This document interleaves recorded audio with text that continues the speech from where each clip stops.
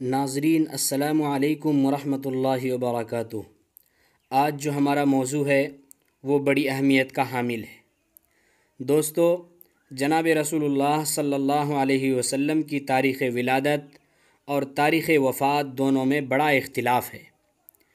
آپ صلی اللہ علیہ وسلم کی تاریخ ولادت راجح قول کے مطابق 8 ربیع الاول کی ہے۔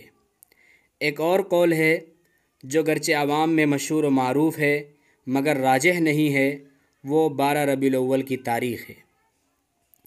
اسی طرح جناب رسول اللہ صلی اللہ علیہ وسلم کی تاریخ وفات میں بھی اختلاف ہے۔ بعض علماء نے تاریخ وفات 7 اور 8 ربیع الاول کی لکھی ہے، لیکن مشہور قول کے مطابق نبی کریم صلی اللہ علیہ وسلم کی وفات 12 ربیع الاول کو ہوئی ہے۔ لہٰذا راجح قول کے مطابق آپ صلی اللہ علیہ وسلم کی تاریخ ولادت 8 ربیع الاول کی ہوتی ہے اور آپ صلی اللہ علیہ وسلم کی وفات 12 ربیع الاول کو ہوئی ہے۔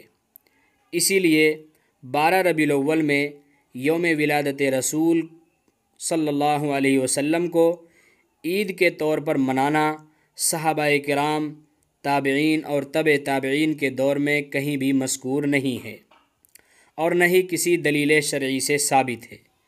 نیز عید میلاد النبی کا مروجہ تصور خیر القرون اور بعد کے زمانے تک بھی نہیں تھا، لہٰذا 12 ربیع الاول کو محفل میلاد منعقد کرنا، جلسے جلوس نکالنا، چوک چوراہوں پر اکٹھے ہو کر نعرے بازی کرنا، نئے نئے کپڑے پہننا، ایک دوسرے کو مبارکبادی پیش کرنا، عید الفطر اور عید الاضحیٰ کی طرح دیگر امور کا اہتمام و التزام کرنا، صحابہ کرام، ائمہ مجتہدین اور سلف صالحین سے ثابت نہ ہونے کی بنا پر بدعت اور ناجائز ہیں۔